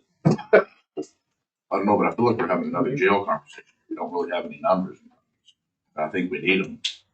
I mean, that's not like an attack. I mean, we just hammered the jail. We don't have any- Remainder That's of ARPA dollars that, in regard to what? Okay, so the RFP that we just put out, Okay. so the RFP that just went out that we're gonna start in January, that's already been contemplated in the original construction contract? So I'd have to have Stacy to see if included in Stacy that would be the contract. definitive I can I've definitely never find out heard the of answer to see if any type of consulting fee is included in regards to once we've identified who's gonna be the operator, and they can help us find out what those additional needs are that is required. I Flint Road have December. Well, it's just But I super- can check into that, but there hasn't been any discussions as of yet. So let's say, okay, so let's say that it's not included in the original construction contract because, I mean, it's, again, maybe I'm wrong, but I mean, that ribbon cutting was months ago. So why are we just not doing the RFP if it was contemplated? And let's say that it's not contemplated, and that cost us some amount of money. What was the process then for getting it pushed through the ARPA process? Because we already know there's a cost escalation, we're already gonna overrun on the projects, at least. One, when we broke ground, it was not anticipated by us or anyone else at that particular time that we would need the input from the potential operator on equipment that was specific equipment that was going to be used. That was raised by the builder Yeah. at a later date. So that's what initiated the backtracking on the timeline and initiating an RFP. So then why would we be going out to the RFP? Why would the builder not just Right. hire that person? Like, for example, in our building at Kraus, they didn't call and ask us which electrician we want to use. They just hired and they just built that into the, you see what I'm saying? Yeah, I see So- exactly so- what so you're if saying. we're the That's a ones- Stacy question. So if we're the ones with the RFP out, I don't see how the builders, I don't see how Flintco is one responsible for that money. Recurring item. I think we need Stacy, I mean, but there's so many I want some But clarification. it's a, Wait, hold on, because this is, the RFP says that we're looking for an operator, does it not? It doesn't say we're looking for a consultant to help with the design. It doesn't say the consultant, there is an end piece that was added in there that the selected operator. would But need if to you do. award, if we award, we're awarding an operator of the facility, correct? That's my understanding is the intent. That's what I thought the RFP was actually doing, was looking for an operator. Mhm. So that's, then that gets to the heart of the question of the agenda item, right? so But again, is it anticipated that if Flintco is needing information from an expert and they say, hey, figure out who you're gonna have running the facility and we'll ask them what equipment they want in there. Is that vendor that you guys are gonna choose, are they going to charge the county or Flintco money to consult with Flintco on what equipment is gonna go in there. I don't, to my knowledge, and I don't take it for stones, but to my knowledge, no. Then if that's the case, then we're not. being charged. They're just saying, look, if I'm the selected operator, this is the equipment that I need that I would like to have in there. Flintco says, okay, great, that's what we're gonna put in. Okay. So there would be no money If needed it's in the budget. for that. There would need to be money to pay that Money is strictly vendor later Yes, for when the they are operation. actually operating it, which will be January of 2027 or later, which is not this fiscal year. Correct. So we put in an RFP for a fiscal year that's the 2 fiscal years away? Like, Now, guys, I've got the money to buy the equipment for the BCC, Behavioral Care Center, already set aside. Who has to select that equipment is who's gonna operate that facility. They've got to select it in January coming up, so Flintco can build it into the project in time to cut the ribbon in December 2026. There's no cost at the tail end of this RFP. I'm not sure if that operator, once we select him, if he's going to select all this equipment for free, or he's gonna say, I want to pay for my time to select the equipment.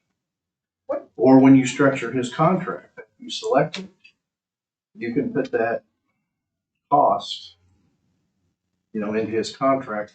That cost was incurred in a previous fiscal year, so you're gonna pay for that cost in a future fiscal year? You can't do that. Okay, well, that's off the table then, so. Well, and also, I'm sure, but this isn't necessarily you specifically, but so if we bring somebody in, we give them a contract that's gonna run from, sounds like January 1st of 2026 to June Fiscal year. 2026.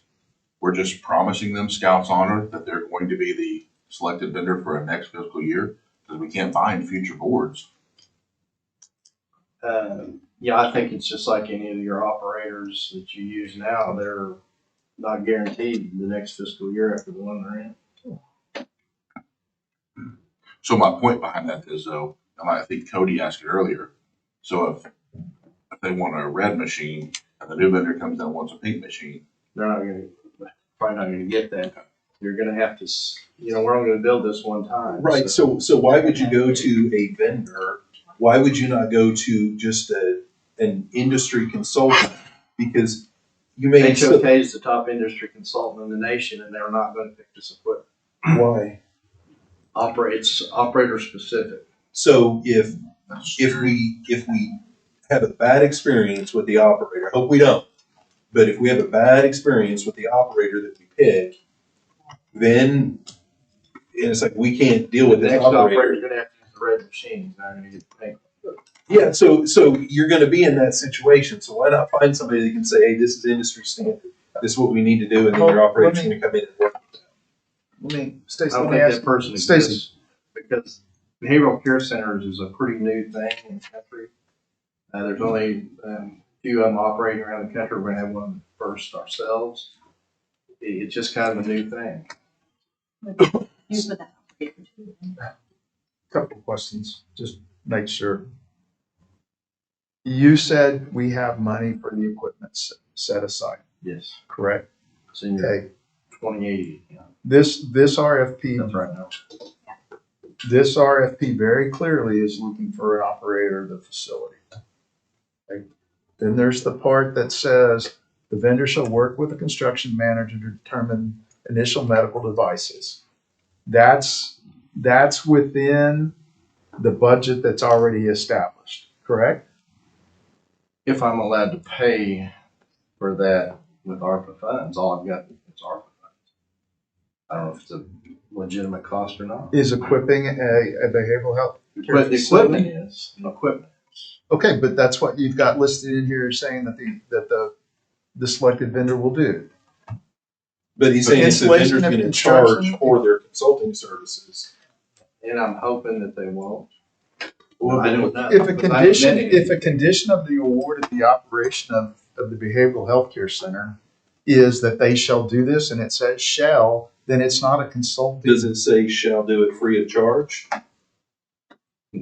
No, it doesn't say shall, but it's an operational, it's not a consulting agreement. Yeah, it's not consulting. It's Purely operational. It's what I thought it was. But either way, in order for this person to do it, we're gonna have to have a contract for the last 6 months of the FY 26 fiscal year.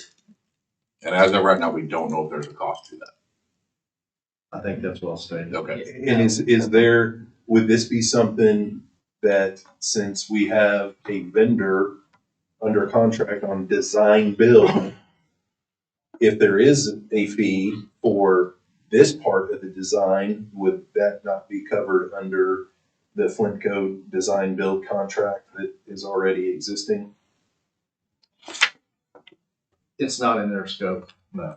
But you can change order it in, maybe that's the way. And another follow-up question I have is, I'm gonna make the assumption, which is probably not safe, but I'm gonna make the assumption that this building has already been designed and it's ready to go. Or, It's been designed, it's under construction now. right, so, but what happens if this person comes in, they say, well, this is the equipment I want, and it doesn't work with the design that we have? Well, there's gonna have to be some compromises. Wouldn't that be part of the discussion though, in the review of the RFP is, hey, this is what we've got designed, this is the layout. Can you work with it or can you not? Yeah, that might disqualify a potential vendor if he. Well, and that, like, I mean, I'll give an example for our building, for example. We were really concerned about that hood, you know, in the initial get-go. And before they ever even, I mean, the architect, that dude took like 3 trillion pictures of this hood, all the equipment, exactly how, because they wanted to make sure that the building design would accommodate the vent to make sure not everybody in the facility is passed out from fentanyl gas.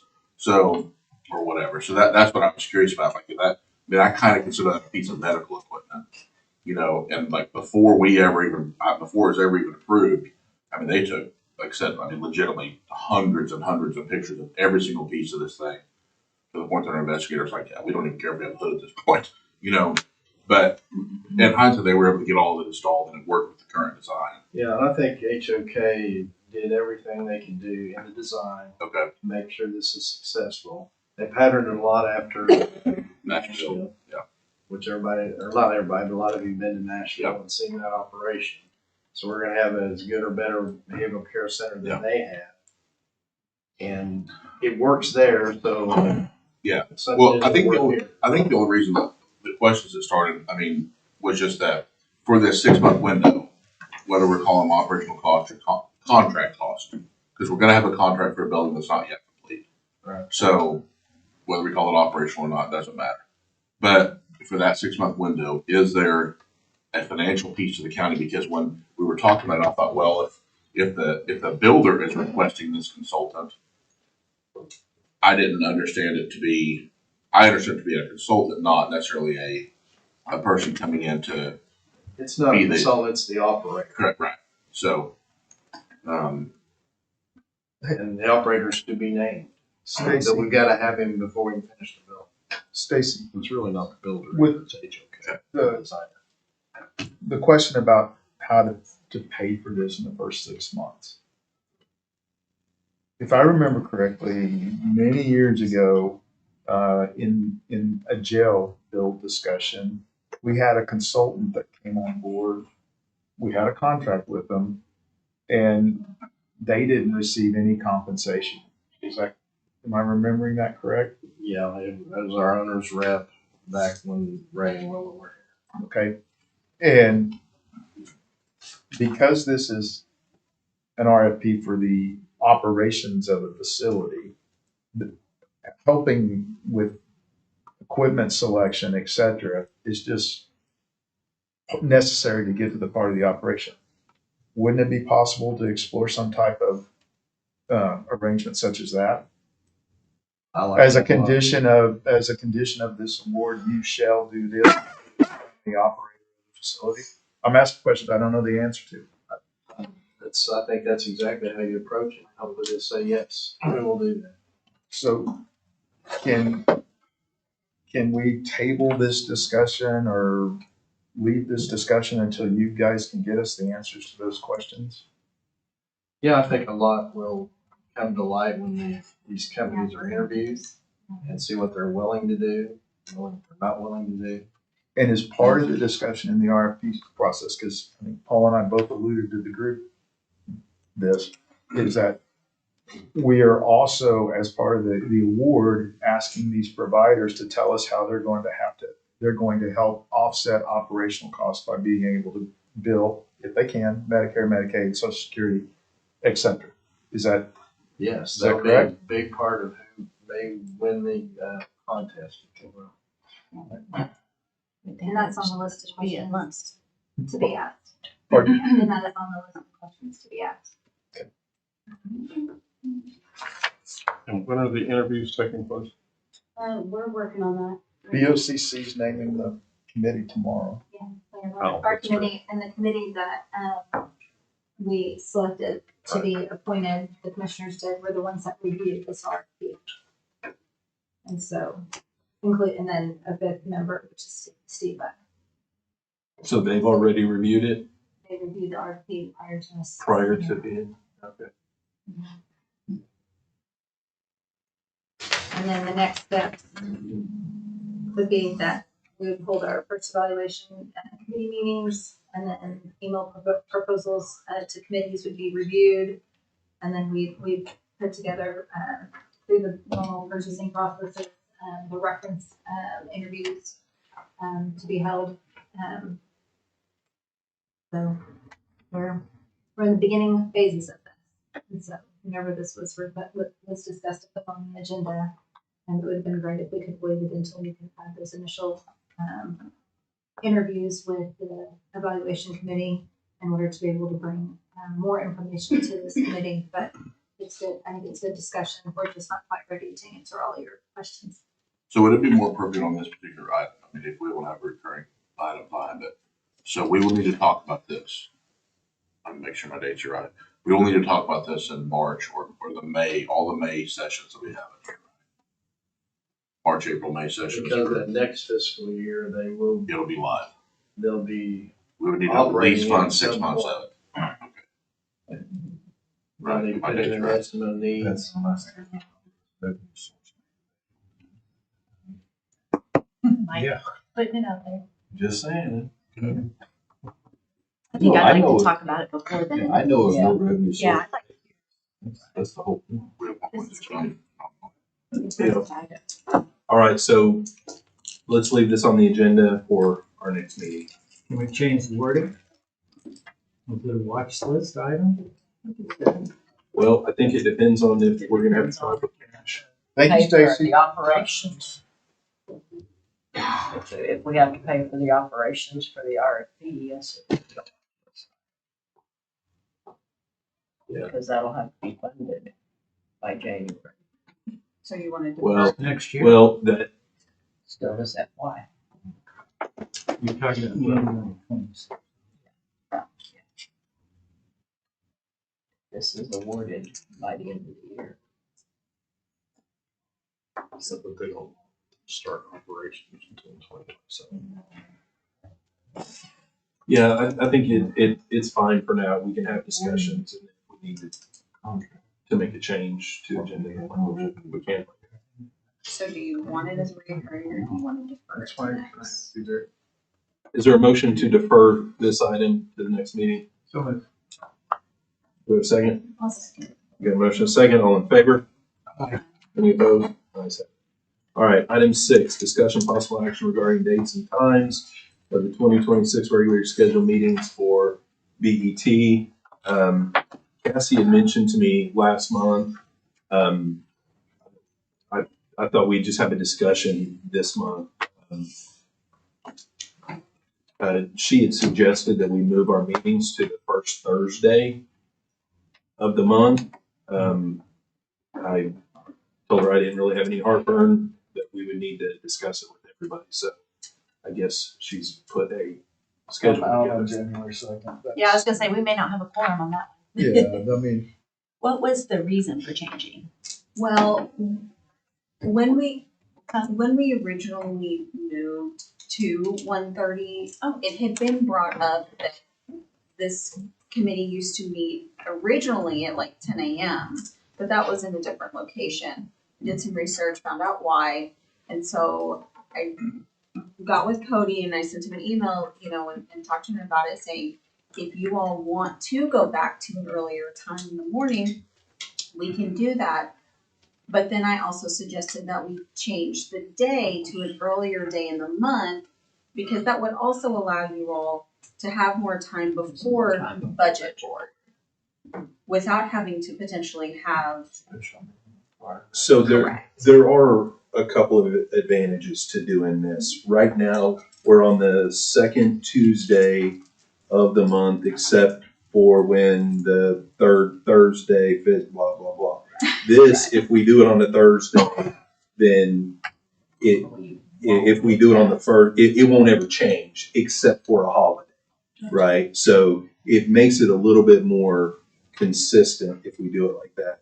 The other thing, and I've mentioned it to a couple of people, if we made a slight alteration on budget board as well, this would be beneficial. We've had issues in the past with employee benefits, and I know the sheriff's office has had some issues, and others, District 1 has had issues in the past where you get money that comes in and you need to appropriate that money, but it has to sit until budget board meets, and sometimes that's 3 weeks down the road. So what my suggestion was that we would have 2 budget boards a month, one on the second Thursday and one on the fourth Thursday, or second and third, whatever it is, first, third, however we do it. But that way, second and fourth, that way, employee benefits doesn't have to wait for appropriations when they need those dollars. We're calling special meetings all the time, it seems like, to be able to accommodate those appropriating items. And this would cut that window down in between meetings so that hopefully the need for special meetings and people to be available kind of last minute might diminish if we have that second one that's already scheduled.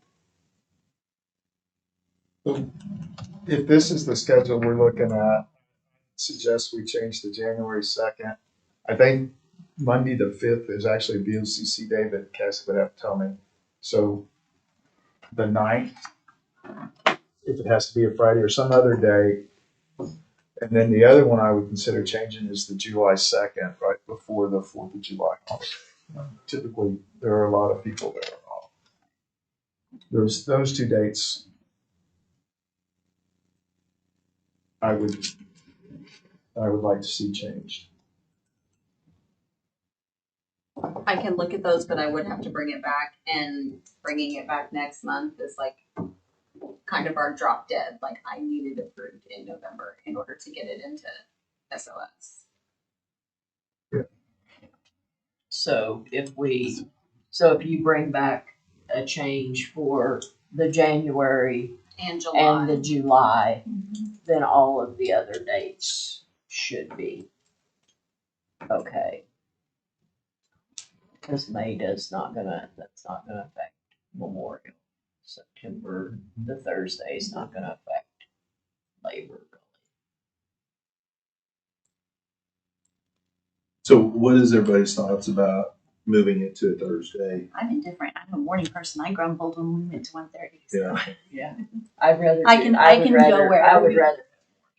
And another thing is doing it at 9 a.m. It gives you pretty much the entire day to meet. So during. I didn't During it. What I'm saying is things are a lot harder when you're closing out the month. What I mean is during budget time, when we have to have a lot of discussion. Yeah. Correct. Well, and we can recess till the afternoon. Correct. If we need to, so instead of having to fall into another We like you could either do So like Thursday, January the 8th, and then Thursday, July the 9th would be the two changes potentially, Cassie. I honestly would have to look at and compare it to the other schedules. That's why I cannot give you an answer. Because I have to make for sure and for certain that we do not have something else on those days. And with us still having so many schedules out, I cannot answer that question at this time. Okay, so if conceptually everybody's cool with this, with the exception of January and July, we can come back to this next month and approve the actual meeting schedule in November. Or if for some reason we have to have a special meeting at some point, we can do it. But I mean, it doesn't matter as long as it's before the next budget board, because we're not gonna. Well, I guess the budget board doesn't approve ours, so it doesn't matter. Yeah. Okay.